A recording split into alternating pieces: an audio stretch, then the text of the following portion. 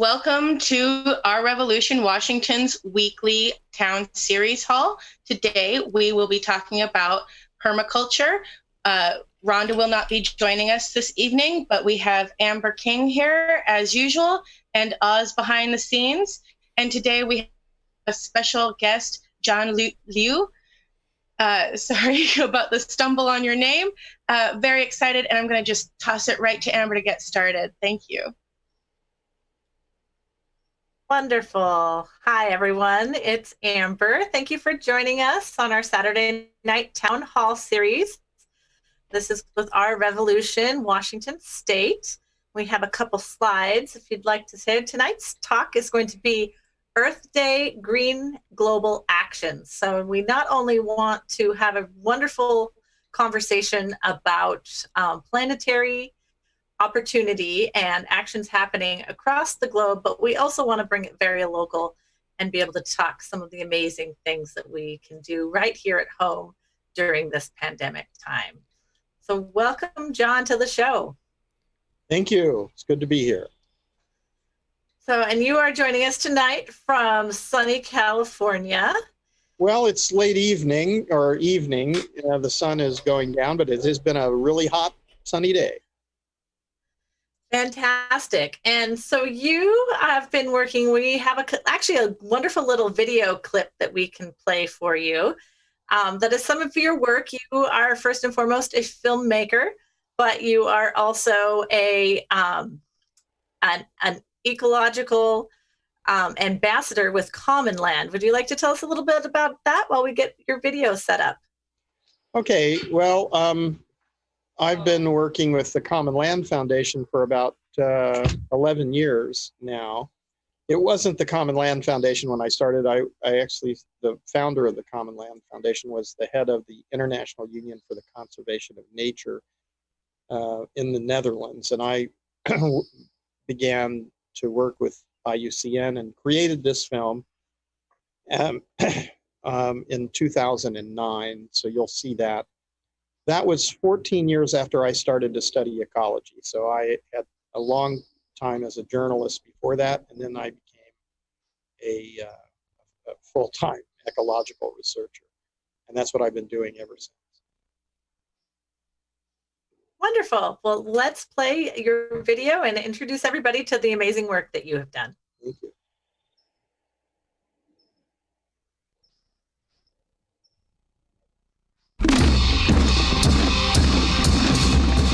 This is China's Lus Plateau. Until recently, this was one of the poorest regions in the country. A land renowned for floods, mudslides, and famine. But with the fanfare comes the hope of change for the better. My name is John D. Liu. I've been documenting the changes on the plateau for 15 years.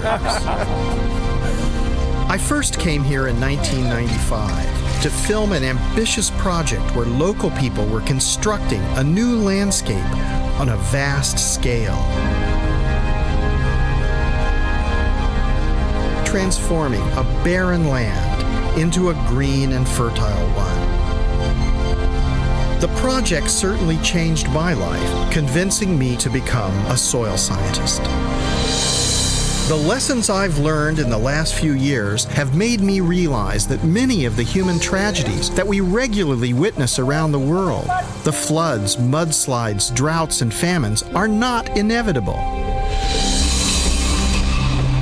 Here on the Lus Plateau, I've witnessed that people can lift themselves out of poverty. They can radically improve their environment, and by doing so, reduce the threat of climate change.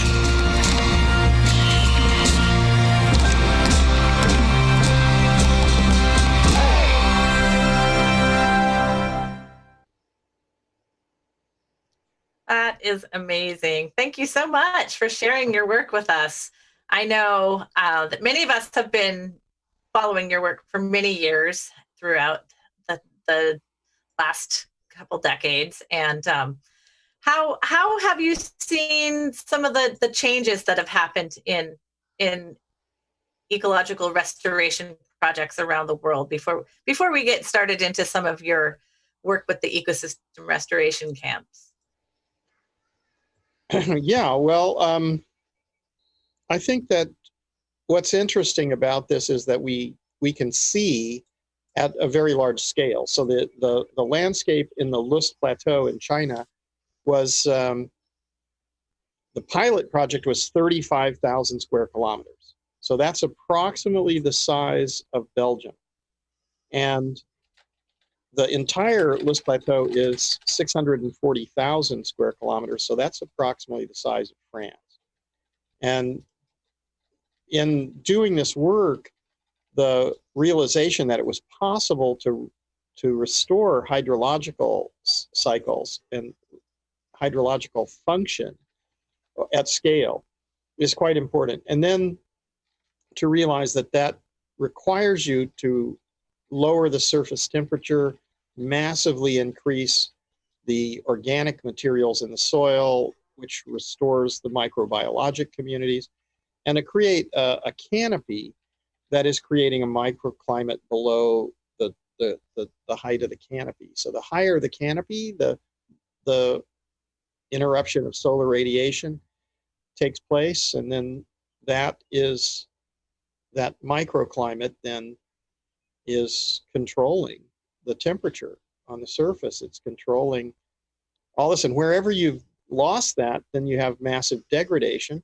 and the temperatures are elevated, the evaporation rates are elevated, the infiltration and retention of moisture are lost.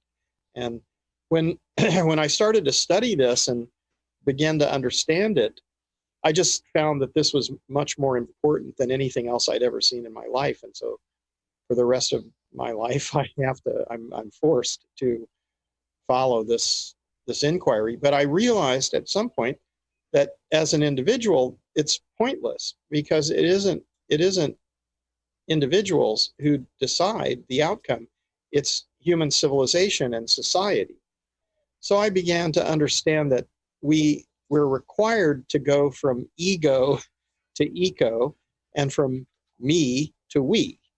And that's kind of where I've been now, is trying to understand the dynamic of how the society understands things, so that the things that I understand it's not very interesting to consider my work as a, individual academic thing, because it's pointless that way. It only makes sense if everybody on the planet understands what I've been learning, and they agree to it, and we all work together to restore ecological function on a planetary scale. That is amazing. So in the last few years, you've been doing this work for quite some time. Have you seen the shift in focus for local, not only groups, but some of the changes I think we've seen a renewed interest in fighting for, doing the right thing. We work a lot with our revolution in getting money out of politics and progressive policies. However, we're still coming up against that, especially in the ecological and environmental world, that we can't just be single issue candidates. Do you see that in other continents and countries where you have your camps? Well, I think that the very first thing that I noticed was that science basically agreed with the thesis and the study that I was making. So when that happened, I realized that meant that policy had to change. And what I saw first was that the Chinese had the evidence. They looked at the evidence and they said, well, this is quite clear. We understand that the hydrological cycle is connected to the percentages and total amounts of organic material, and that the water is stored in the biomass. 70% of your body is water, and that's true for all the vegetation and all living things. So when the Chinese started understanding that they changed their laws. They made it impossible to destroy ecological systems, and they put the entire population toward understanding and to restoring ecological function on on a nationwide scale. Now that happened quite a long time ago. So China has a big head start in restoration, but it was very seriously degraded before. So now if they have 20% or going to 30% vegetative cover, they're still behind a lot of other places, but they're rapidly restoring. So this is quite interesting. And that also might correlate to the time, or does correlate to the time, that China was becoming more wealthy. So the relationship to poverty and affluence. So this suggests that true value comes from ecological function. Now, when I started to go internationally around to do this, it was Africa first, where I was sent, basically, the Global Environment Facility and the World Bank and the British government asked me to go to Africa back in the 2005. And when I did that,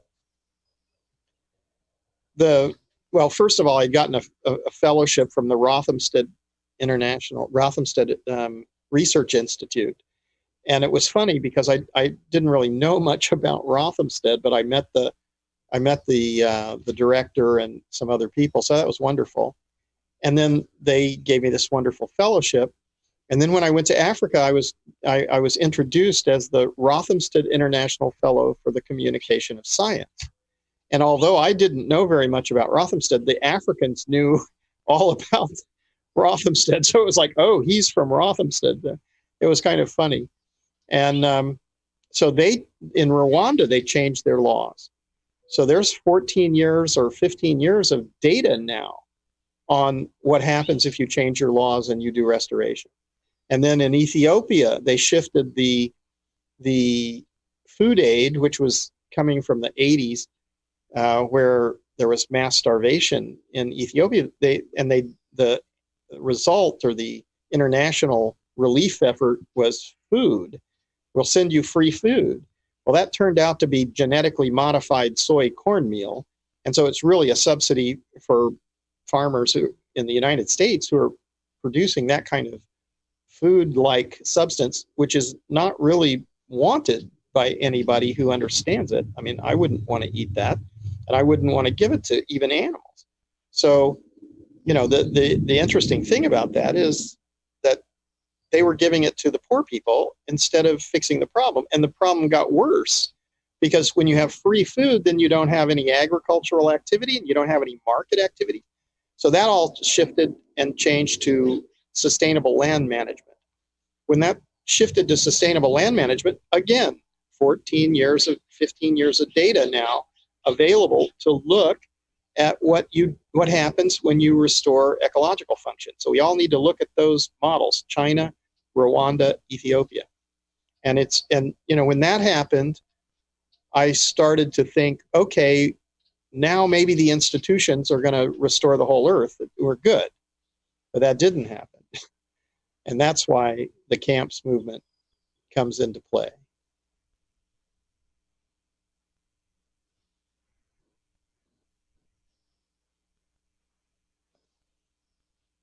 Should I keep talking, or is someone going to ask me something? Thank you for your response. Amber? Yes, I'm having a slight feedback issue, so I thought we'd stop for a second and see if that resolves itself, or maybe it's one of Oz's studios that happens to be feeding back. But occasionally these things do happen. For the record, I don't hear any feedback. Me either. No feedback. So hopefully it's not broadcasting. I don't think so. The cast is fine. Hi, Oz. Hello there. Yeah, you're coming out fine across the stream, guys. So it's at your end, Amber. So Amber, do you want me to continue? And I can just I'll tell you what so after having those early institutional things, but it didn't really take off everywhere in the world, I noticed that more and more it's in policy. Certainly the science is aligning with this. And what's interesting is that it wasn't promoted everywhere in the world because it actually suggests a lot of things about the economics. It suggests that the economics are kind of false in the existing paradigm because they don't value ecological function. So the existing economy, the existing monetary system values things over life. So life is less valuable than stuff. And this is simply untrue. So if you have such a philosophy or illogical premise at the center of security that's supposedly protecting human civilization, then you're in real trouble.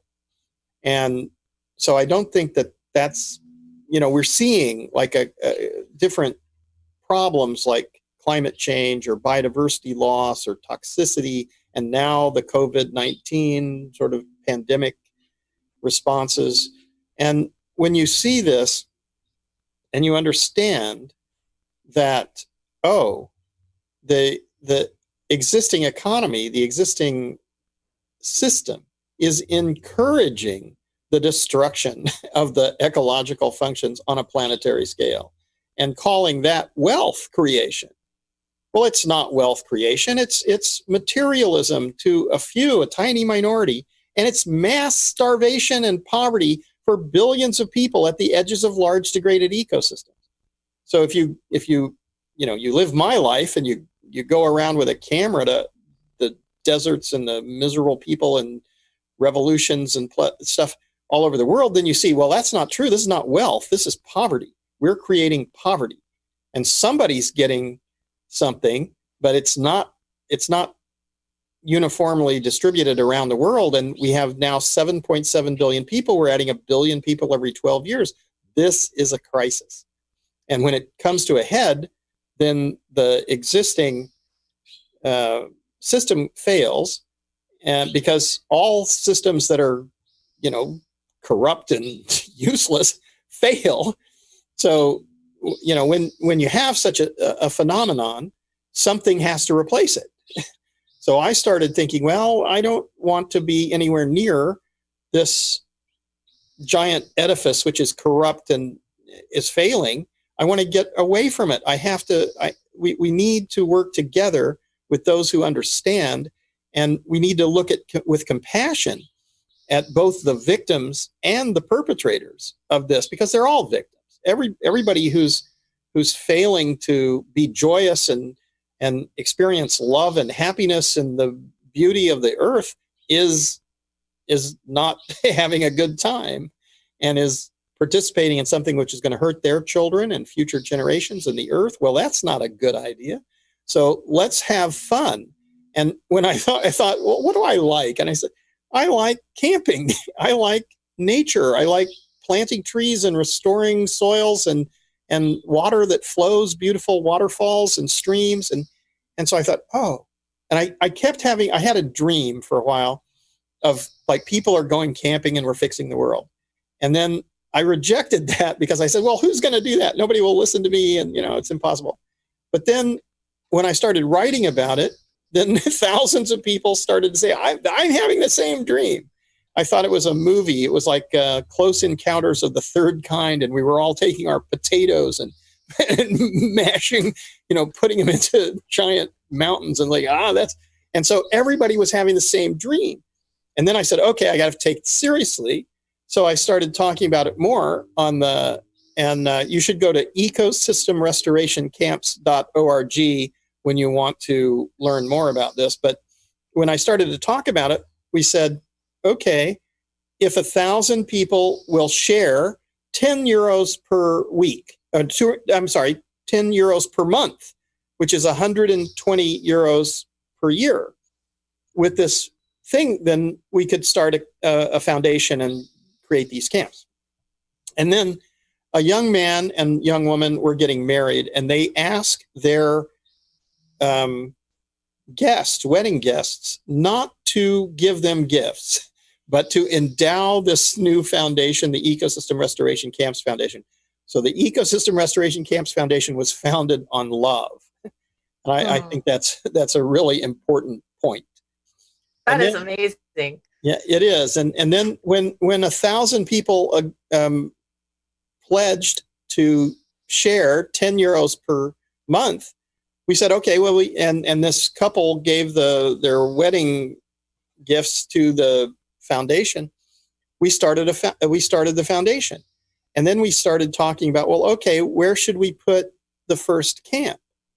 And we didn't really quite tell anybody exactly where, but we started discussing the Altiplano in Spain, where Commonland has a sort of 1 million hectares under restoration. So it's a really big project. And so the Commonland Foundation had this other project, which was very big and lasts 20 years. So it's not going anywhere, and had a lot of participation from the local governments and from the local farm cooperatives. There was a new cooperative created called Alvalal.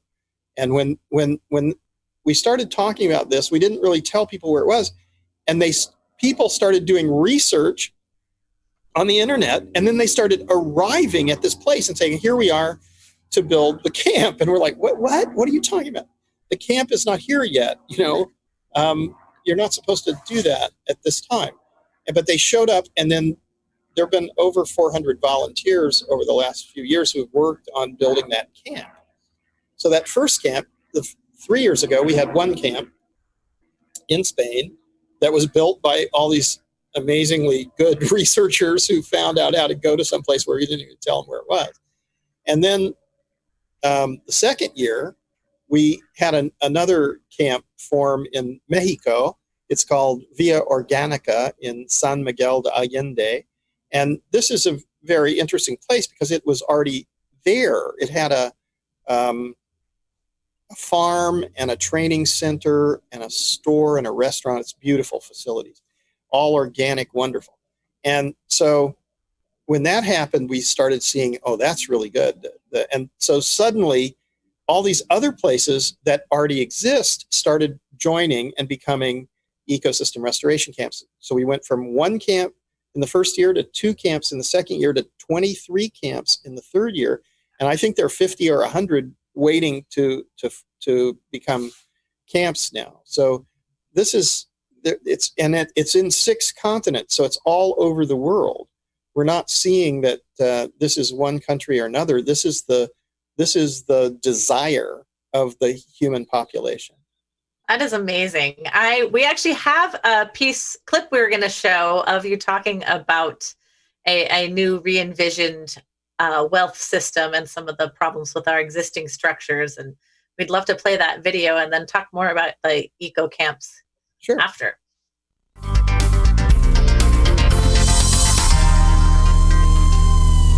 The world is facing multiple problems. We have biodiversity loss, climate change, desertification, food insecurity, poverty, disparity, and now the threat of financial collapse. It seems like there are 2 conversations going on, one in the developed world, which is talking about economics and technical solutions, and another one in the developing world, which is talking about survival and sustainability. I've begun to see this differently. When it comes to survival and sustainability, there's only one story for the human species, and we're all in this together. All our problems are interrelated.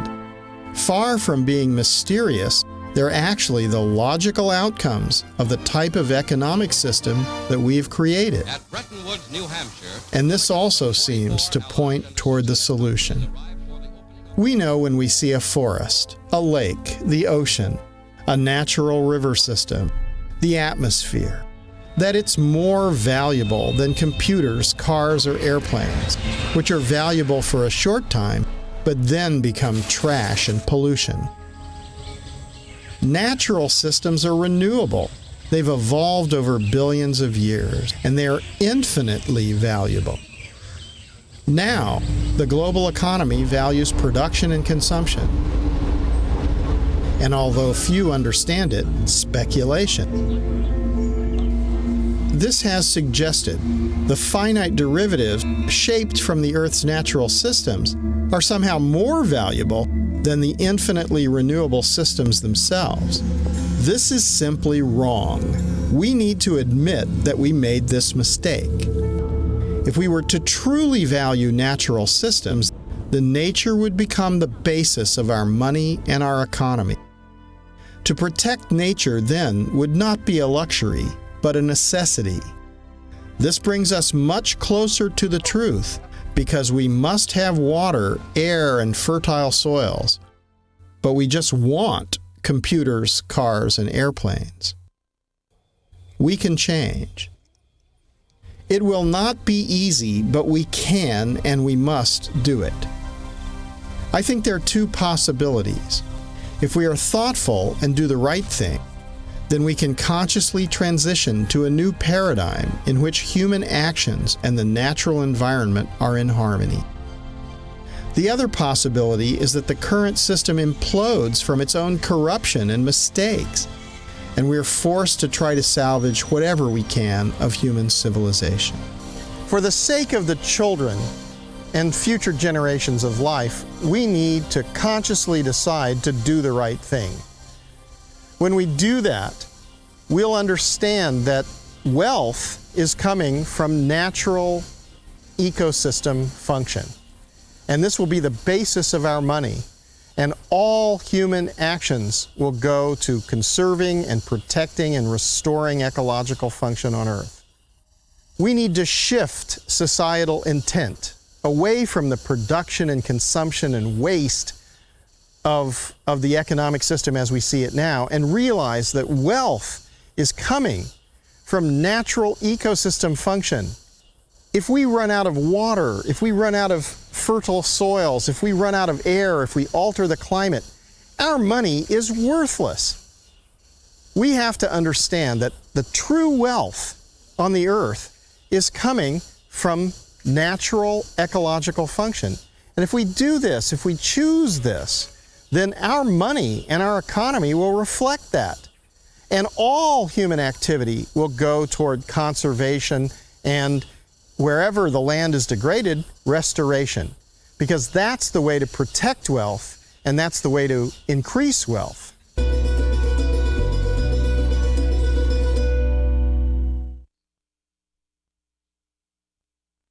I absolutely love that video. That is a lot of what we talk about here at our Revolution Washington. And the idea and the foundation for the ecosystem restoration camps is just amazing. I recently saw that you had proposed pitching them for Burning Man this year. And as somebody who frequents many festivals and that communal lifestyle of being able to celebrate and work on projects together, that was very exciting for me. Have you been able to make any connections while being quarantined in California on that? Oh, well, yes. Burning Man, I was able to speak to the Leadership Council at Burning Man. They've accepted the concept. We are in discussions for different things. But I actually came to the feeling this time that I've been here in California and a little bit trapped. And I came to realize that the situation in the United States is high risk right now. And so we need to address the hunger issue as soon as possible, because if we don't, then you'll have a series of feedback loops, which will be quite severe. And I think if we can address the hunger situation first, then we don't have desperation. We don't have the negative feedback loops. And then all of those people who are assisted from and kept from becoming desperate, they actually could join ecosystem restoration camps. And in all of us, and I highly recommend that you all become members, become supporting members of the ecosystem restoration camps movement, because it's inexpensive. It's the most inexpensive thing we can do, but it's the most effective thing we can do. Because if we all are encouraging and we realize that there's no way there's no way I, as an individual, can restore the Earth's ecosystems. But humanity together, that we can do. And if we do this by choice, and we don't do this because governments or international institutions are telling us to do it, but we do it because we choose to do it, we own it. And this is about sovereignty. This is about autonomy. This is about human rights. And all over the world now, in the Middle East, in North Africa, in sub-Saharan Africa, people are going, well, we could start ecosystem restoration camps and we could restore the Earth systems. And then what happens? We get food security. We get our land back. We have a say. We're powerful. But if we don't do this, we're starving at the edges of degraded landscapes, or we're trying to flee to Europe or somewhere else as refugees. So this is the least expensive and the most effective way to go. And for the first world, we need to, or what has been called the first world, the developed world, we need to reduce our consumption, reduce pollution, and realize that a lot of the privileges and benefits are not natural. They've come through genocide of the native populations, or slavery, or colonization. And these things are, not the best moment for humanity. And what we need to do is it's not about blame and retribution. It's really about truth and reconciliation. Because if we don't address it in this generation, it just goes to the next generation. But I don't think there's a chance for that anymore, because we're at the crisis point. So here at the crisis point, we have an opportunity to decide, what do we believe in? What are our intentions? And if our intentions and our belief system says, well, life is better than corruption and ignorance and kleptocracy, then, great, let's do that.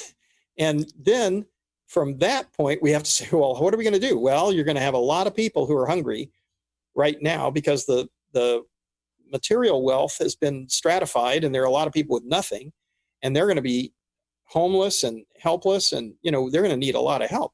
So the first thing is deal with that. And then from that point, you have to say, well, what are we going to do together? Now we've got everybody fed, everybody's taken care of.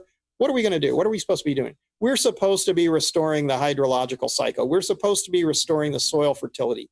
We're supposed to be restoring all the vegetation and the biodiversity. And we're supposed to treat everybody with respect and equality. That's what we're supposed to do.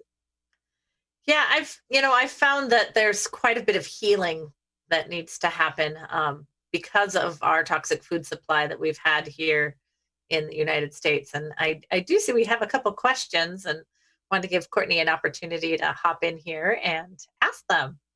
Yes, there is one from Franklin. Well, there are a few, but one from Franklin is, have you thought about the mindful integration of technology into your camp ecosystems? Yes, of course. I think we have to be very conscious. We don't want to lose the technical advances that have been made. We're using this wonderful technology to communicate. We're still all in isolation, and yet here we are talking to one another. But on the other hand, we need to understand the difference between abiotic and biotic systems, and realize that there's a very important aspect of biotic systems in that they are primary systems. So if I'm a researcher and I go out to someplace and nobody's been there forever and for a long time, and I find the ruins and sift through the ruins of a civilization, I'm a primary researcher. That's primary data. If I read the work of somebody who went out there, that's secondary data, and that's colored by the writing and the opinions and the knowledge and the ability of the researcher. So it's quite different. And primary systems are the ones which give us life, and they are the basis of wealth and health and life. And then abiotic systems are systems which we enjoy because we've created something which is convenient or useful, and we need that. but we need to put it all into perspective. So yes, but I guess is my answer. So we have another question from Lael, and she's asking, how do we do without computers and air travel? I think a lot of people assume if we're going back to nature that we lose a lot of our advancements. Well, I don't think we do without air travel or computers. I think we use computers and air travel, but we're very judicious about it, that we don't do it frivolously. We do it Exactly. very carefully for what is needed. And I suggest that we create these things in more sustainable ways. We don't have to keep creating them in the ways we're doing. We can make these things sustainable in and of themselves. Yeah, this also has to be a profound and nuanced conversation, because when we talk about, say, wind energy or solar energy, there's a tremendous amount of embedded energy in these things. There's a lot of very serious mining that's going on for all sorts of things there. So we need to use it judiciously. And I really love that the camps are self-organizing and governing and completely autonomous. And that to me is a very beautiful thing, that anybody can just join or donate or start one. You see this map of the world, and there's definitely some open areas. You know, we're fortunate to be in the Pacific Northwest where things mostly grow fairly easy, but we know the damage that's being done to our soil and the opportunity to restore that in the name of the environment and climate crisis. Along with this pandemic, I also see a very, very big opportunity to really jump on many of the ways that we've wanted the world to be created for a long time. So I'm really excited to get more involved with you and some of the media projects that you're doing. And hopefully we all learn from each other, and I can't thank you enough for joining us tonight. Well, thank you so much. It's been my pleasure. It's kind of lonely out here, so it's really nice to have someone to talk to. Thanks very much. I'm a big talker. It's hard to get me to stop, really. We were counting on that, and thank you so much. It's a pleasure on our end. Thanks so much. Yes, we end up with lots of political candidates. So you're in the right company, and it's a refreshing topic. And we're going to share another few pieces of your work throughout the show tonight. And you're welcome to stay if you have to go. We understand that as well. We want to tell everybody watching the live feeds, thank you. Thank you for hitting like, sharing, having the great conversation that's happening online. And there's many ways, of course, you can support our work. Through our revolution, through Uphill Media. We are working on a federated independent media network that we can help share and make sure information is getting out along the airwaves, not only in times of uncertainty like this, but in general. We're finding that the need to have that information in an accessible form that's free and available to the public is much in need for these conversations. So thank you, everyone. And remember to hit subscribe and like. Okay, I'll do it. Thank you so much for being here. And as we said, you're welcome to stay. And of course, we understand if you choose to leave the Zoom conference. Well, I need to move inside now. The darkness is falling. And so I'm going to have to move my equipment in, but I'll leave it running and watch for a bit. Thanks so much. Thank you. Fantastic. You're also able to watch on the YouTube. If you mute it, you can watch on the live stream and interact with some of the people that are commenting as well, which is kind of fun for our live stream viewers. But the wonderful thing about this is it lives in perpetuity on YouTube as long as we can keep it there. But we're also hitting out on other streaming services. We've got it out on Twitch tonight. We have it on Periscope and, of course, on Facebook. So we're really happy for everybody enjoying us. And thank you for participating and enjoying the rest of our show tonight. So We do have quite a few pieces. I wanted to talk a little bit about some of the kind of larger scale aspects in which things like permaculture and gardening and kind of, these movements, we really wanted to focus on, how, not only the interconnectedness of our food supply, the people who work and grow our food, but also unionizing efforts and, of course, living wages for the people who are making this food, especially during this pandemic. So love the Our Revolution artwork that just speaks so near and dear to my heart, knowing, having a culinary background and a love of herbology and plants, that this is so important. There's organizations, Regeneration International has a ton of information talking about how we sequester carbon into the soil, that it is one of the massive, massive opportunities we have at reversing climate change, unlike anything else, even coming close to petroleum, but also open source seeds, open source technology, global justice and ecology. Moms Across America, the Cornucopia Institute also has a bunch of amazing large-scale resources. And there's just people working on this, of course, all across the world. And knowing that it involves also policy change, it involves our science community and our education community, but also just the very real, tangible, we need to grow things moments. So would you like to add anything, Courtney, on that food for thought? Well, you're so good at it. It's hard to find anything to add, but I do agree and support that. You said open source seeds, and I like that. It's the trading of seeds, the saving of seeds, but then it's also open pollination.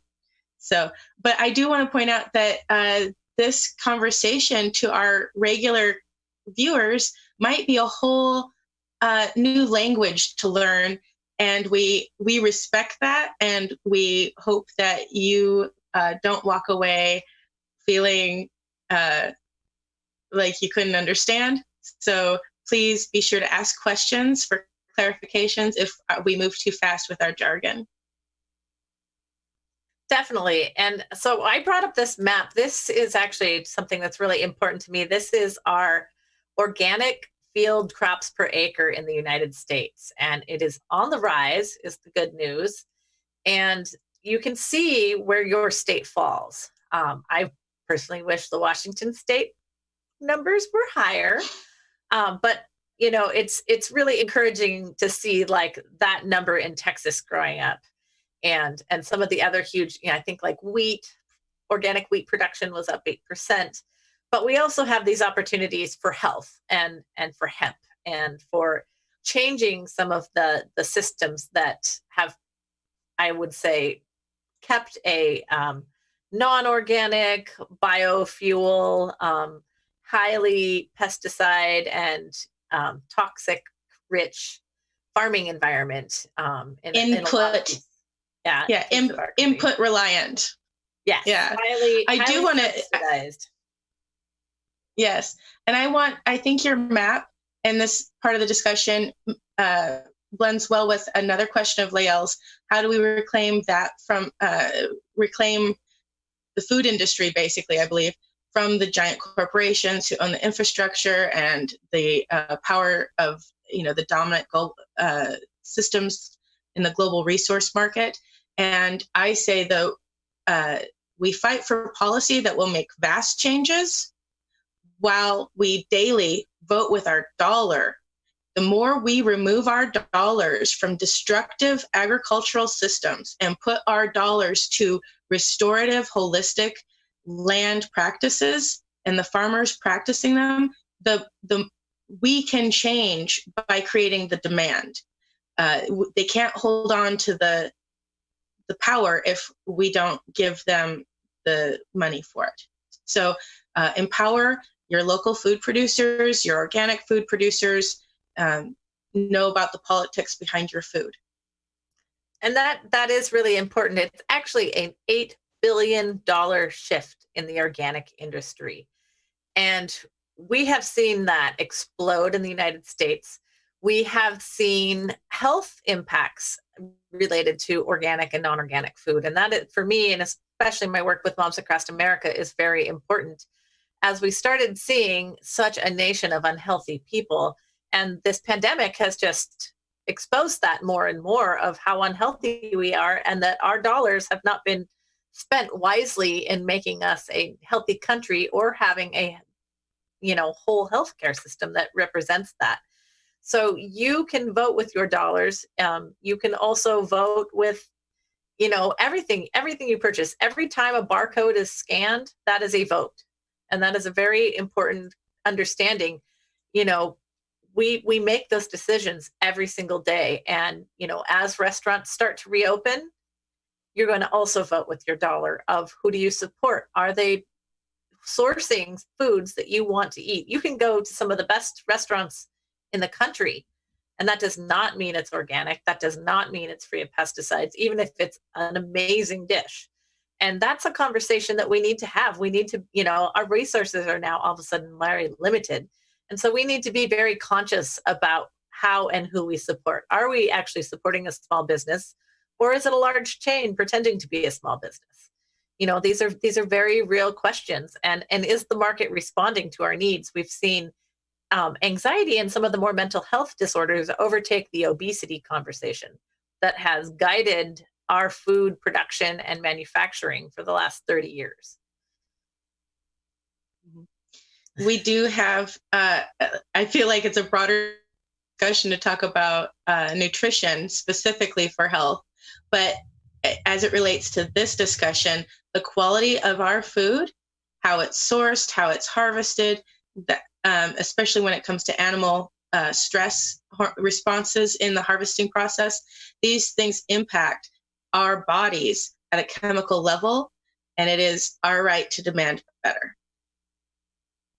And it shouldn't cost extra. It shouldn't. And that's exactly where the subsidies come down. If you took away all of the subsidies that are given to commercialized crops and removed them, you'd find that they are 3 times more expensive than organic. And that's something that's very rarely talked about.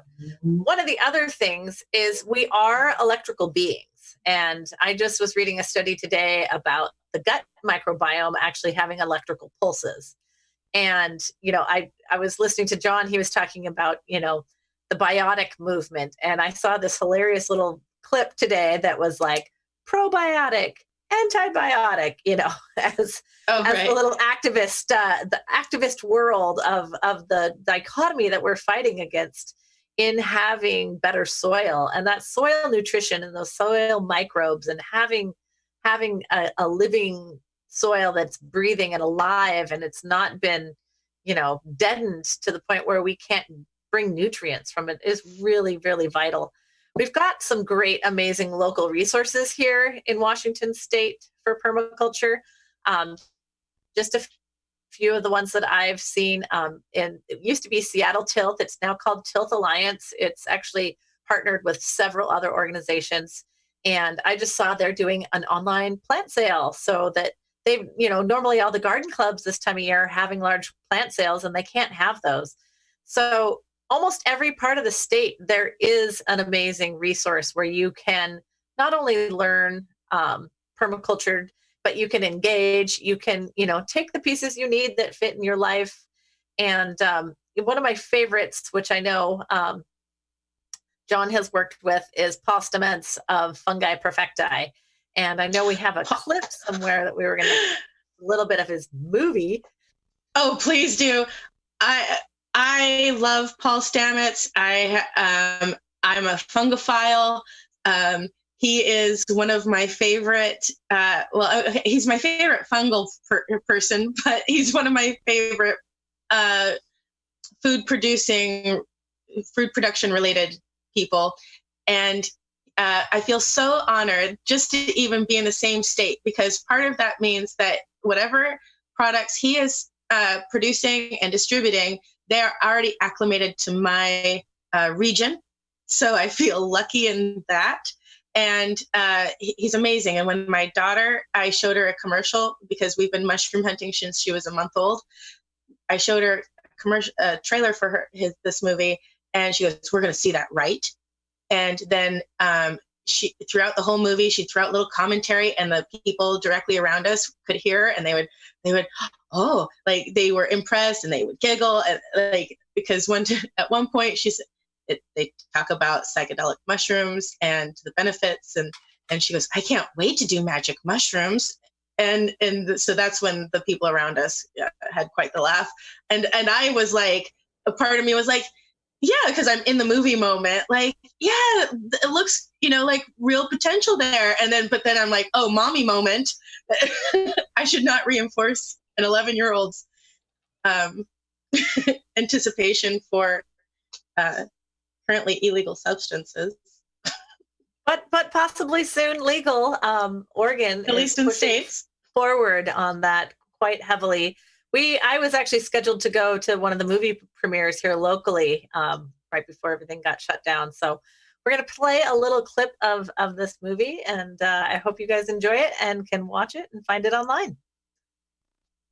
My mission is to discover the language of nature, and I believe nature is intelligent. There is a world under the earth, full of magic and mystery. It holds the consciousness of nature's connection to all living things.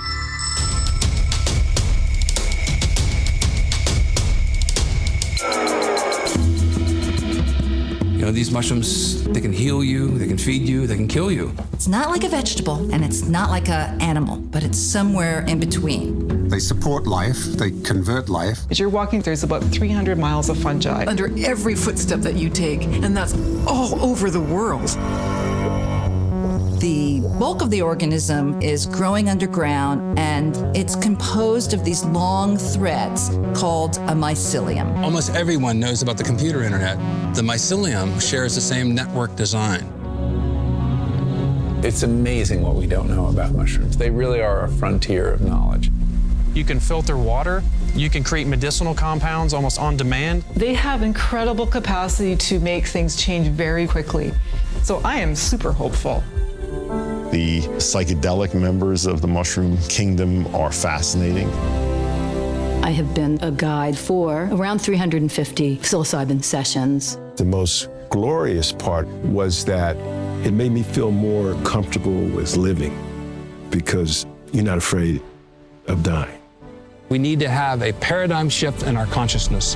What will it take to achieve that? We can heal the planet. We can build the future. And our world is fantastic.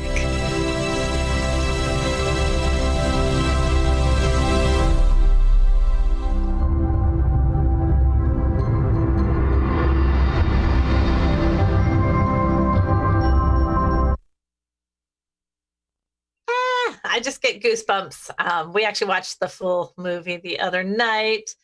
Then we went to watch some amazing other parts of the movie and discovered a few more. So, the mycelial world is just unlimited. It has so much potential for not only things like remedial, cleaning of toxic waste and nuclear waste, but also plastics and being able to eat microplastics, I've been told, and help clean up the ocean. But it's just really unlimited, and it's so not studied enough. It's not given its day, and I just can't wait for more of this information to come out. Oh. I think you're muted, Courtney, but I hear your words. They're coming. Thank you. Thank you. I mute myself all frequently. And but what I was saying was that fungus is amazing, as Amber was pointing out. And actually, I can't pull up what I mumbled out while I was on mute because it escaped and I cannot retrieve it. So let's just move on. No worries. Do we have any questions out there that anybody can see? Any resources? I looked and it was a little bit more commentary so far. I saw a recommendation for small community-owned grids, electrical grids, which I'm a big fan of that idea, decentralizing our electrical grids and putting it all through green energy. We have the means to go completely green energy. We fail. We lack the political will. And that brings me back to what I was going to say about fungus, which is Paul Stamets has, discovered, invented, manipulated fungus into producing a number of things, antibiotics, pesticides, a number, modified fungus to eat things that they weren't originally eating and break them down. And so the information is there, the capital will, the investment is not there, and it's not strictly that there isn't enough interest, but also the industry that exists in those areas would see this as a threat, and so there's also probably a little social depression of the information. Yeah, I have seen that. One of my favorite ridiculous things to do is to follow patent laws, and so what I see often is if there is a technology that could be competing against something that is garnering a large amount of income for, say, corporations, but actually is a solution to things, that those patents are bought up and then magically nothing happens with that amazing technology. And that's one of the things that I'm hoping with this great equalizer of a situation we are right now, that a bit of that can shift and that we can make some headway. I know many of us would like to see, I know it was mentioned before, but a larger hemp industry and turning some of our old sawmills and rural areas into hemp-based solutions, and that basically everything that was ever made out of plastic, oil, or the oil industry can be made out of hemp, and that is a huge solution as far as changing the soil, using the combination actually between fungi and hemp in soil remediation after pesticides is huge. So I believe you have some pieces that you'd like to go into, Ms. Courtney. So hop on it. I do want to point out that Julie Love 101 and being a Courtney Love, I've always enjoyed your screen name. She says, "What's that called?" But I'm not sure what you're asking about, and I'm terribly sorry. But I want to go over my favorite quotes regarding permaculture, because I am often the person in a group who brings permaculture up and nobody's ever heard of it, and that's why I do it. So what's permaculture? Permaculture reduces inputs and maximizes output. So it reduces, what are inputs? Time, fossil fuels, sweat equity, and water, irrigation, in the standard systems, pesticides and herbicides and the like. So we reduce the inputs and we maximize output. What's output? Harvest. So the less you put in, the less cost it has for you, while maximizing your harvest. And so I just love permaculture. But so my second favorite, these are hardly ranked in order of preference. These are just my favorites. Toby Hemingway, sadly has passed away. He's a urban permaculture enthusiast, and I value his work to a great degree. And he says permaculture is the action arm of the sustainability movement. So, I want to live a sustainable life, and so how do we do that? We do it with permaculture.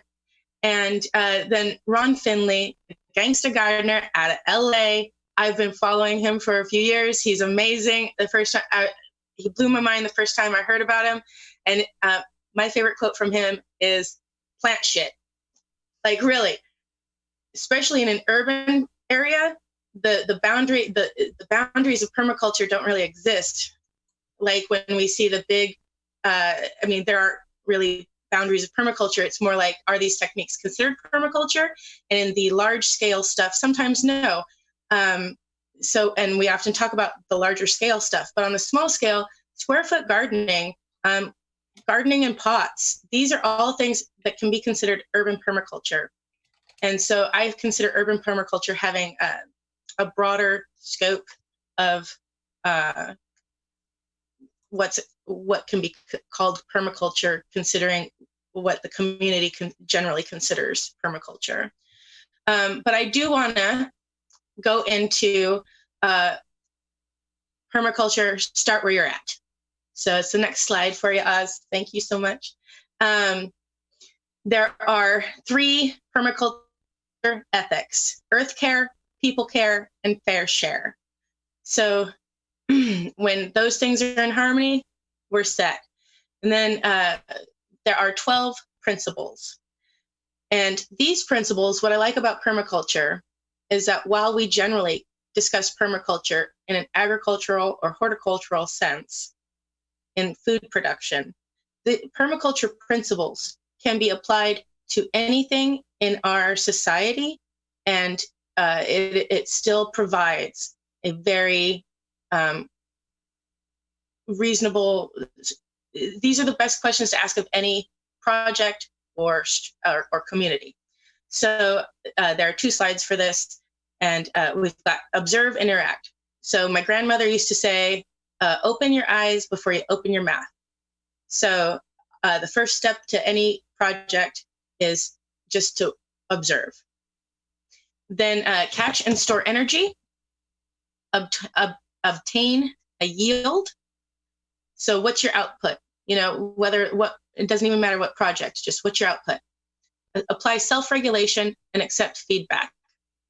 Use and value renewable resources and services. Produce no waste. And I like to point out in the produce no waste discussion, closed loop industries. They're very valuable. And I want to see people discussing the closed loop systems and industries. They exist, we can promote them, and we can incentivize them. Then we've got design from patterns to details, integrate rather than segregate. So to me, that is aligned with most of us know about monocrops, but very few of us know the language to use what's the opposite of a monocrop. We're looking for polycrops, things with multiple plant varieties in a single square foot. So you got to integrate systems and diversify your landscape. Use small and slow solutions. Use and value diversity. It's a great suggestion for plants. It's a great suggestion for people. Use edges and value the marginal. Edges are, think of the coral reefs. Those are edges. It's where life thrives. It's where saltwater and freshwater meet at the mouths of rivers and oceans. And this is where life thrives the most.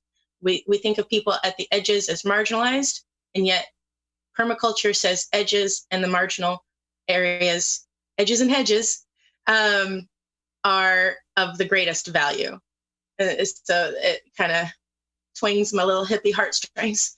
Yes. So and creatively use and respond to change. So flexibility is key, just like life. So I just getting through the principles. So I wanted to make sure we got an introduction to the ideas of permaculture and give a base for everybody. I'm sorry, it's a list of 12 that I just had to read out. I love how we can see some of these principles apply in other parts of life and the work we do. And to me, that's the most valuable and the most important piece, is making those connections politically, professionally, at home, and in the world. You know, eat the weeds is one of my favorite pieces. You know, we talk a lot about eating the rich, but we ourselves want to be finding the nutrients in the weeds, because they are often more than the store-bought generic crap. Exactly. And I like to say, in regard to weeds, that weeds are just friends whose names you don't know yet. because all those weeds have names. They have nutritional values. They have medicinal values.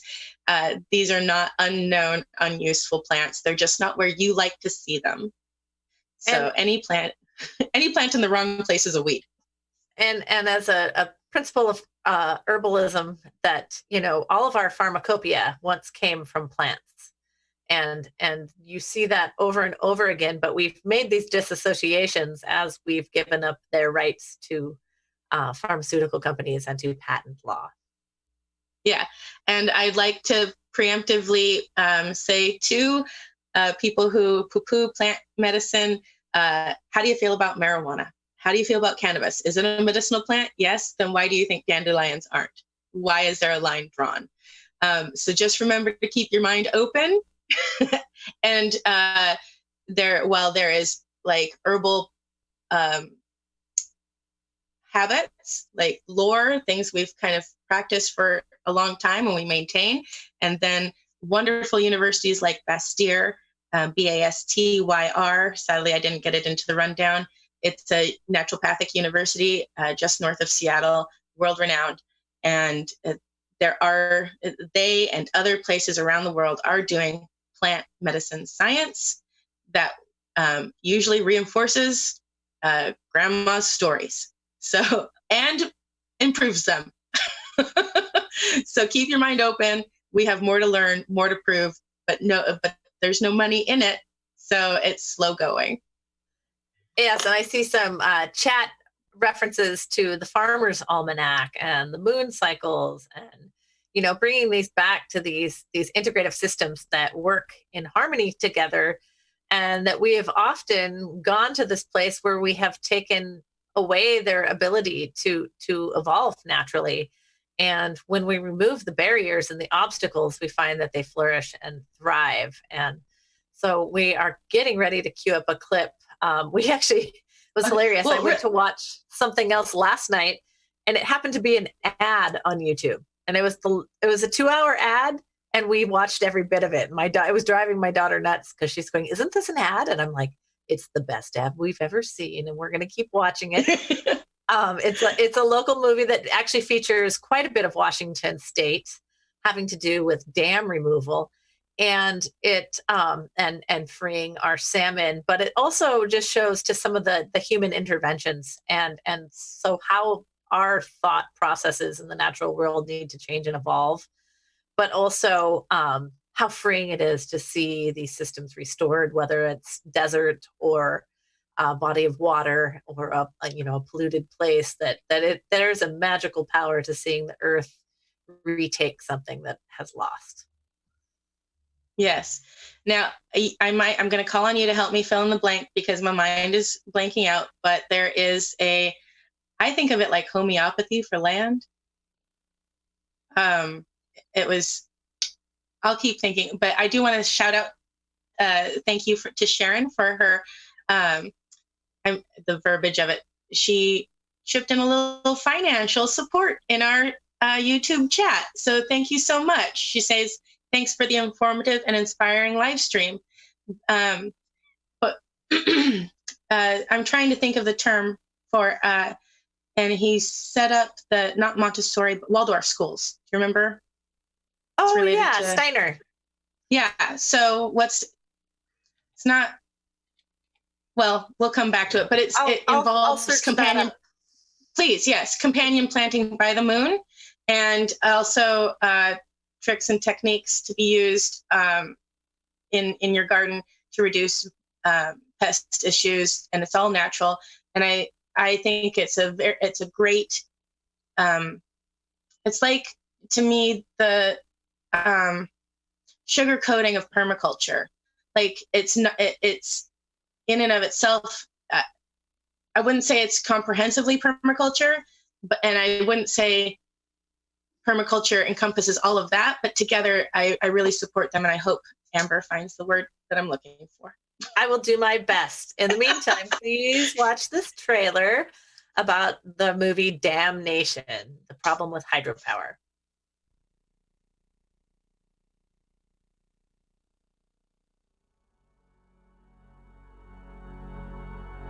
I don't think FDR ever saw a dam that he didn't think should be built. It just really seemed like a great idea coming out of the Great Depression. Like all constructed things, dams have a finite lifetime. And a couple decades ago, it was radical in terms of thinking that you could take a dam out. It was unthinkable. Go back 50 years, it was legitimately crazy talk. The conversation's changed. The dams, both of them, were illegal to start with. Elwha Dam has been achieving nothing for anyone for 50 years. All of Indian country is here in spirit, and their eyes are focused on the people of the lower Elwha. But taking a dam out and opening up a watershed, reconnecting it with the fish that were there for hundreds of thousands of years, it gives you, hope. You can take half of a salmon fishery, eat it, and they'll keep replacing themselves. What kind of a species throws that away? There are 75,000 dams over 3 feet high in the United States. That's the equivalent of building one every day since Thomas Jefferson was the President of the United States. We wouldn't be here if it wasn't for protection provided by the hydroelectric dams for flood control and producing of cheap electricity. Completely renewable, minor effects on the environment. As far as I'm concerned, if we had more rivers of this size, we could do more hydropower, it would be the best way to go. We don't believe there's a big enough benefit to keep them there, and there's a huge benefit by taking them out. You're asking some nasty questions when you ask about a free-flowing Snake River. It'd be a lot of teardrops of joy to see that river running again. There's a great good here that belongs to the American people that's being stolen by a very small, corrupt branch of the federal government. Yeah, I would advocate sabotage, subversion, as a last resort when political means fail.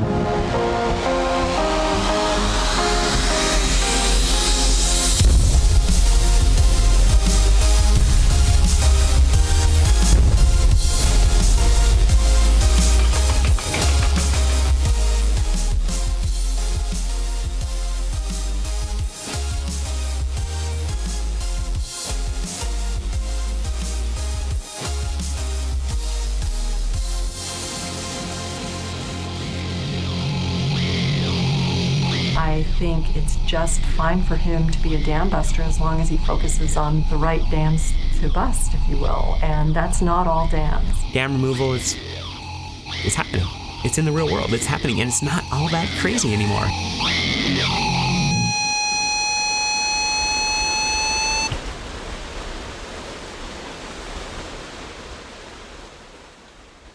Anyway, so during the pandemic right now, you can watch that movie in full.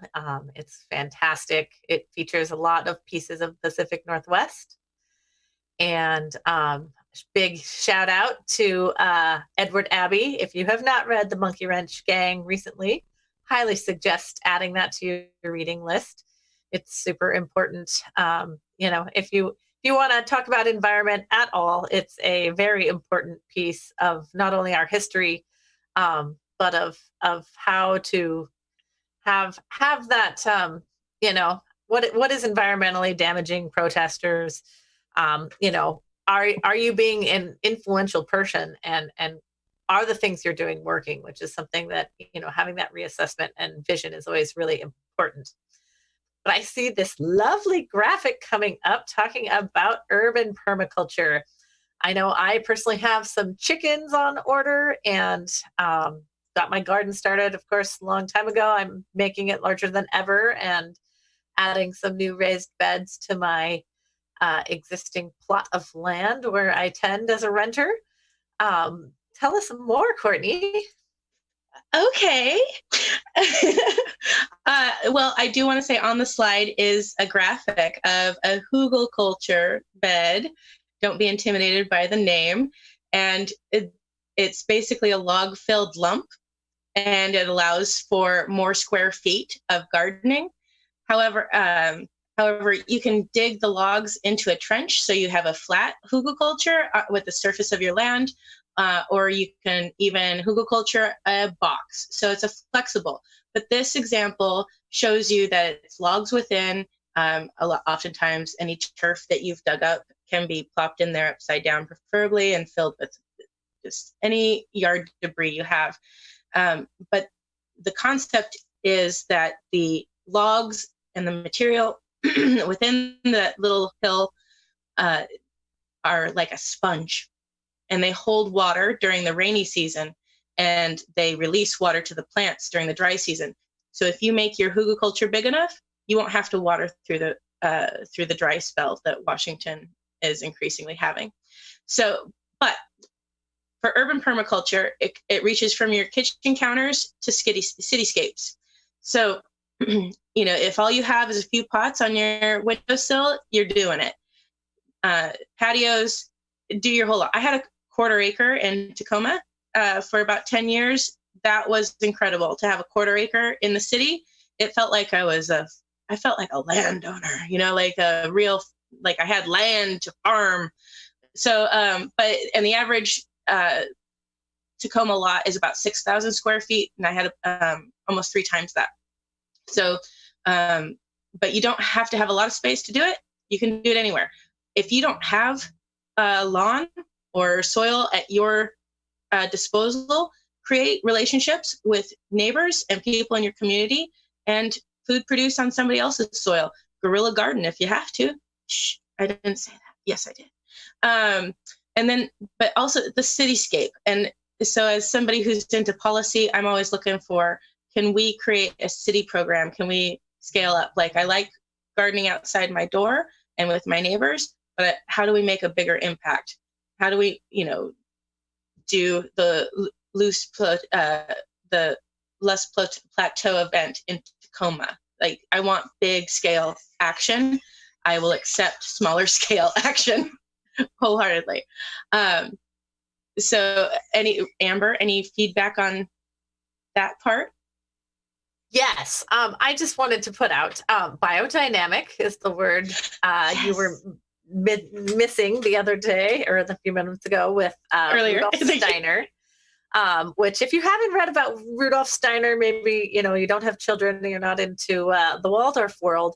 He is a fascinating individual on a number of different levels, from consciousness and the cosmos to gardening. And so the Biodynamic Association is actually one of the most amazing resources out there.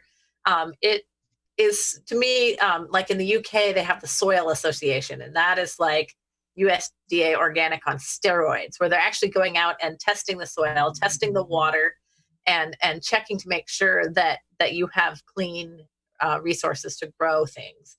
And when we get into those details, the biodynamic is also taking that work and making sure that you are doing no harm, that it's got some esoteric concepts involved in it. It stresses the biological methods that you're using to grow something. Is it ethical? Is it causing any harm? And is it incorporating some of these other aspects into it? But there's a lot that you can do. I know for myself, I have kids at home. And so my daughter's actually looking at doing a gardening show where she wants to have her own media show, much like this. And also she's got some very politically minded comments of her own that I'm letting her work out on her own. But you can I don't know where the kids get it these days. Yeah, in fact, I was trying to get ready for the show, and she spent half the time trying to take her sister's GoPro from me so she could go start her show immediately. But we've got opportunities. We've got neighbors. We have this opportunity. We've talked a lot about, becoming a PCO and how you involve in that. But there are ways in which you can engage in your neighborhood to make sure everybody is growing the food they need in a very slow and small scale, if not large. And for myself, being a renter, I'm going to be using raised beds that are up off the concrete in my driveway that I can actually take with me when I move, kind of thing. So it's not, or vertical gardening. When I lived in Southeast Alaska, I did almost all 100% container gardening. So there's just really simple ways that we can do this, in a variety of settings, apartment to, large plots of land. Or maybe we need to start a Washington-based eco restoration camp. I see we're missing on that map, and that, I know many of us I can't believe that needed that place to live and commune. So opportunities abound. I hope you guys all check out all the links in the rundown. We've got a ton of information, and we're going to be going into another, let's see, we've got your slides here talking about animal husbandry. Like I said, the principles. Yeah, go ahead. I'm sorry. No, I was just going to say the principles of, like, I've been in some gardening forums and chats, and people are like, oh, what do I do about slugs? And, we're very lucky in the Pacific Northwest that we do have pretty amazing soil and water. And when we take some of these principles and apply them in places, I know in Alaska, we've been able to grow amazing things in the permafrost and in hoop houses in very challenging conditions. But also food storage is also important. I think especially this year, as we look at our situation, that going to the grocery store twice a week is just really not a feasible thing or a place that our society should have gotten to. So it's going to be interesting to see how we take advantage of this. Exactly. And so regarding animal husbandry and further urban considerations, as it's titled, there, on the large scale rural permaculture, if you don't deadhead plants, you're just reseeding, and that's fine and recommended. It's a part of the techniques of permaculture. However, in an urban center, we have other things to consider. One of them is curb appeal. And so at the very least, at the front of your yard, the street side, a little bit of pruning and maintenance might be more applicable than the standard permaculture chat might lead you to, understand it to. And another thing you have to combat is urban wildlife. You're not allowed to shoot critters in cities usually. I'm in Tacoma, so my perspective is of Tacoma. And when it comes to raccoons, we're allowed to trap them on our property, take them to the very edge of the property and release them. We're not allowed to transport them. We can't make our problem somebody else's problem. So this isn't a real solution. And the solution, after a decade of just putting myself in permaculture space, it's get a dog. Dogs will alert you to animals, chase them off. I also found that when I did have a dog and 14 fruit trees and 20 berry bushes and et cetera, that the only time I didn't have a problem was when we had a dog. And then after we adopted an aged dog, and after she passed, the raccoons still didn't know she was gone. They didn't come into the yard by habit for probably a year. So it's a lasting, but really your dog is your best solution to urban wildlife issues. Animal husbandry, that will actually have laws, and then permaculture will offer you best practices.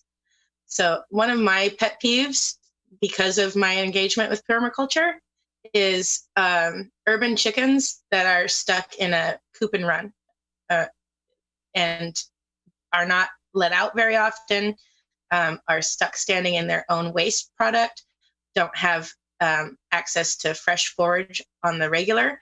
And so if you're going to keep animals, make sure that their life is better than if they were on their own. They should not be standing around in their own feces.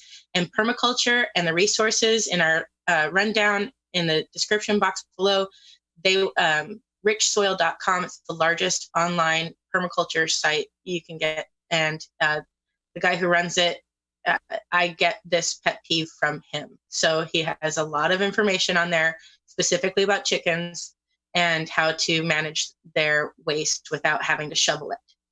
So I need to get it out right up front.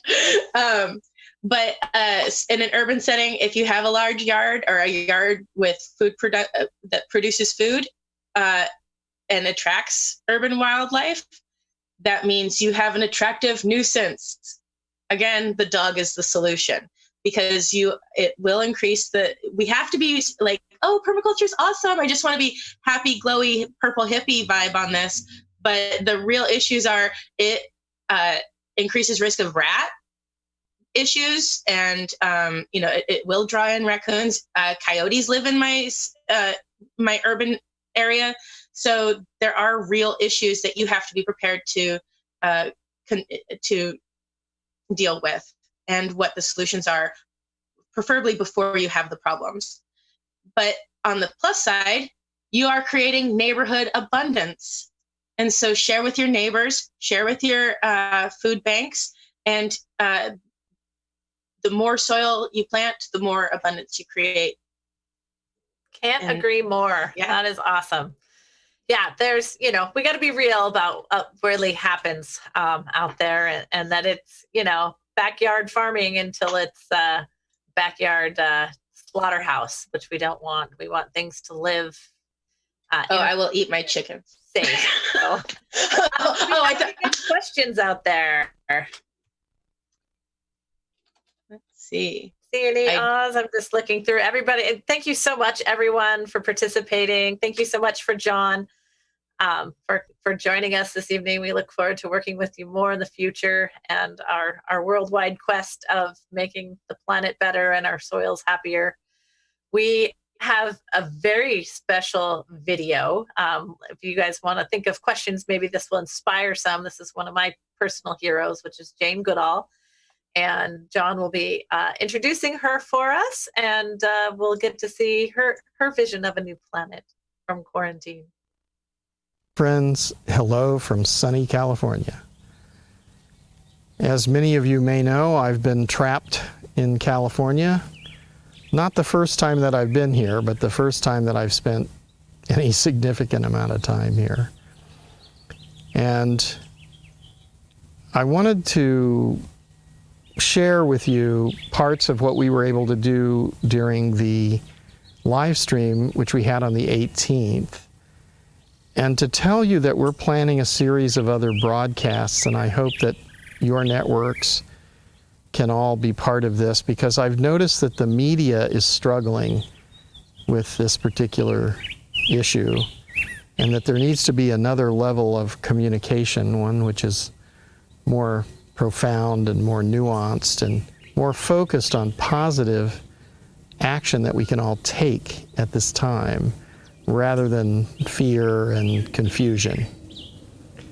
So here's something from Dr. Jane Goodall, who's one of the big influences in my life, and she joined us on the 18th. Here is what she had to say. Thanks for listening. Here's Dr. Jane Goodall. Hello, this is Jane Goodall, and I'm really happy to be able to say a few words. I think this ecosystem restoration camp is a fantastic idea, and it truly is only if we all get together that we can begin to get the planet out of the mess that we humans have created. And I realized back in the 90s that unless we work with local communities around areas that we're trying to conserve, then it just won't work. It's their land. And so the Jane Goodall Institute began its Takari program back in 94.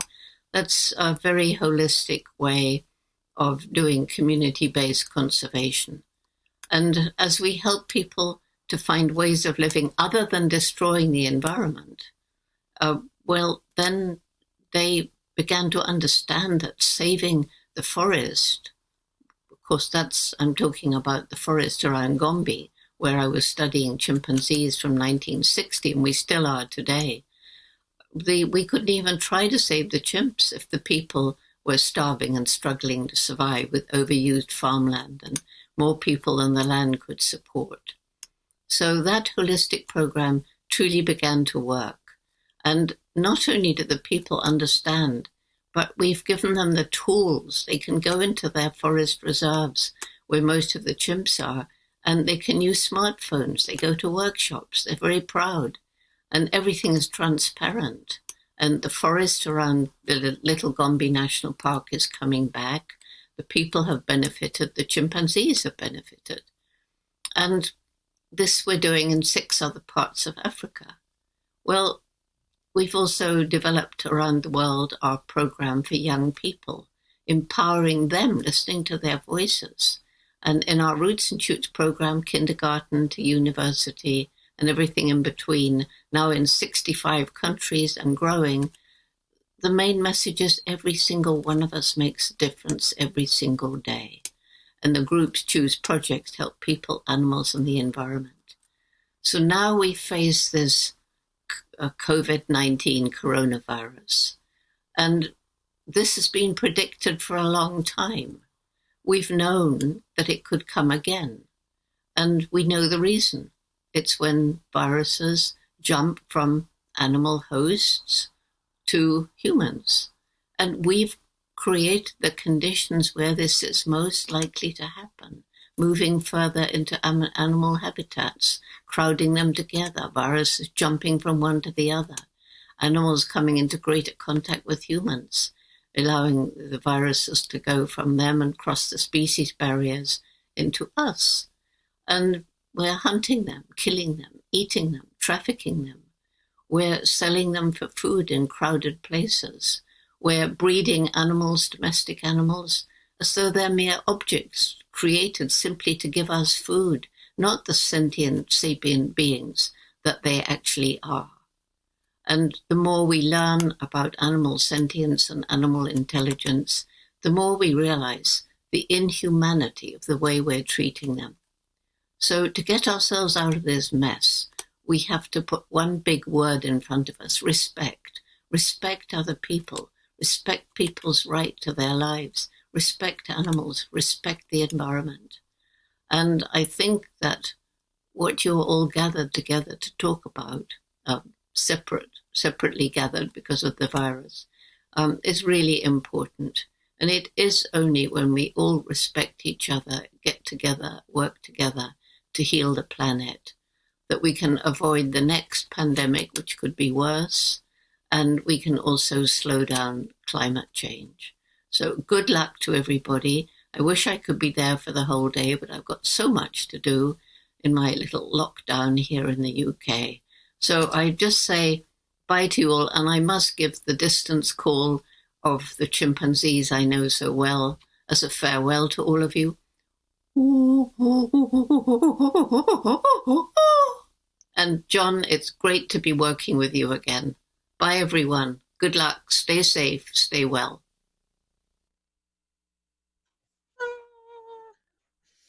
Oh, she just gives me goosebumps. She's so cute. I was on mute saying, she gives me goosebumps with her chimpanzee call. I know. I'll expect every one of you to be out practicing that. Yeah. Do we have any questions on this last segment that we've run? I would love to answer anything. I hope you guys all see the resources in the rundown for links so you can follow up, watch some of these amazing movies and content, and also larger vision about what we've been doing. We have ways in which you can get a hold of us and keep in touch with us. So one of the things we have is tomorrow is going to be our monthly statewide Washington call. And I'm not sure if you have a chance to see that, Oz. It's on slide number 20. And our special guest tomorrow night at 7:30 Pacific time is going to be Representative Pramila Jayapal is going to be joining us. And so this is our normal meeting time for our Revolution Washington. We meet every Sunday at 7:30. And this next one, once a month, we will have a statewide call and really more of a just huge check-in, organizational, see, really some of the highlights that's happening in Washington State. We're very excited to have Pramila with us. We're also going to be having Deborah Parker, who is an Our Revolution board member and Washington State tribal member and leader in many amazing ways. And we've just got a lot of ways that you can connect with us. We're busier than ever. I understand, Jane, having too many meetings. It feels like we're all being Zoom meeting to death lately. So time management, make time for your garden is my biggest point on that. Would you like to add anything on that, Courtney? Oh, I don't see any questions, and I agree with all of what you've said. I love it. Well, I guess next we can show you our next slide, which is how you can connect with us and find us. So you can support our show. We do have an ActBlue account. This is our tiny URL, or WABAC 99 cents. We like to say 99 cents for the revolution. However, after we came up with this amazing thought process of everybody donating a penny, or 99 cents, 99 pennies, that $1 is the minimum you can donate on but one extra is all we're asking. Yeah. It doesn't take much. We are not in this for the money, obviously. 99 cents for the 99%. spirit.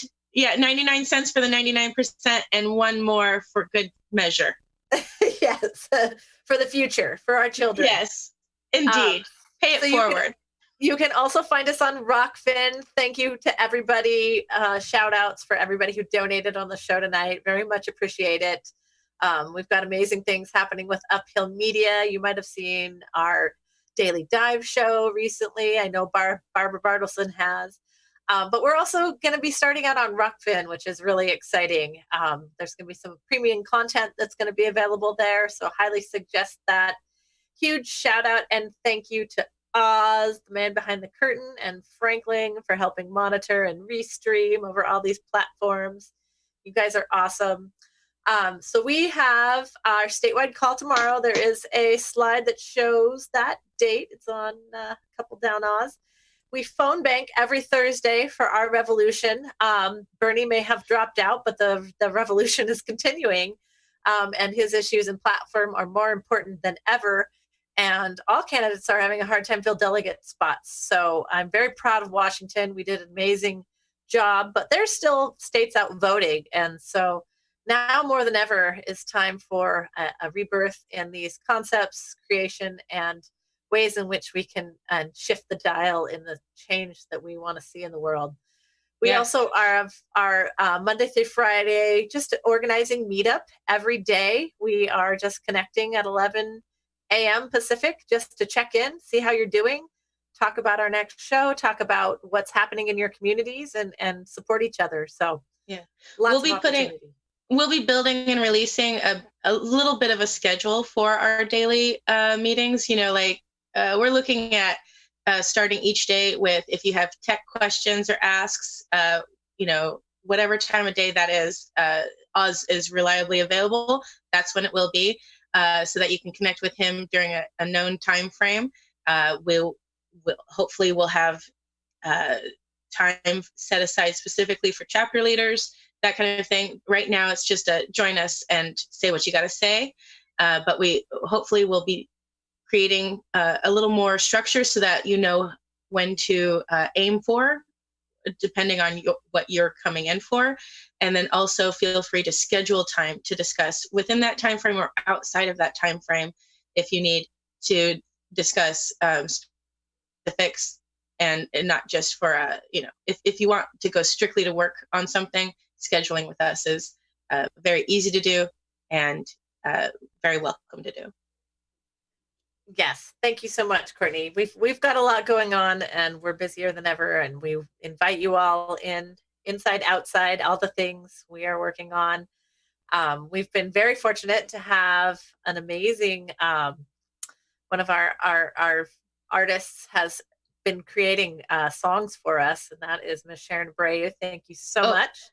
Yes. Well, before we go, that I do want to say, so our asks of this show are to phone bank within the state with us, phone bank out of state for Bernie, and plant gardens every day. Yes. Is that okay? Good. Just wanted to give very this important. Everybody knows what our ask is, and support your community. So we've got all these issues that are more important than ever. I want to say again, shout out, thank you to John D. Liu and his amazing body of work and continued connections across the globe and ecosystem restoration camps, as well as our many volunteers and supporters out there. Thank you all for participating with us. Hope you're all out checking out Fair Vote, Whole Washington, the Incorruptibles, and we do have more shows, more town halls every Saturday night. Hope you can join us. I think what's next is anti-corruption. Yes. I love it. Wait. I mean, for real. and we happen to have May 1st just right around the corner. There's lots of actions to be taken on rent strike, on a general strike, on union organizing, and more. So please stay in tune, stay in touch, and be well. Oh, and there's discussion about Sasquatch in the chat, and I'm from Washington, and I've never seen Sasquatch, but I know it exists. and sadly, the music festival does not exist anymore. And I hope we get back to a day and age of many music festivals. Yeah, I interrupted as you were going into discussion about Sharon, and she deserves a few words. Yes. So Sharon Abreu is our musical muse at the moment, creating us amazing songs. And she has been an environmental activist and songwriter, singer-songwriter up in San Juan Islands, and wrote this song. And we're going to play it as we exit out through our slideshow. Thank you so much, Sharon, and hope you all enjoy. Have a great evening. Thanks for being here. Hi, we are Sharon and Mike, the Earthlings duo, coming to you from Orcas Island. And this song is called Blue and Green.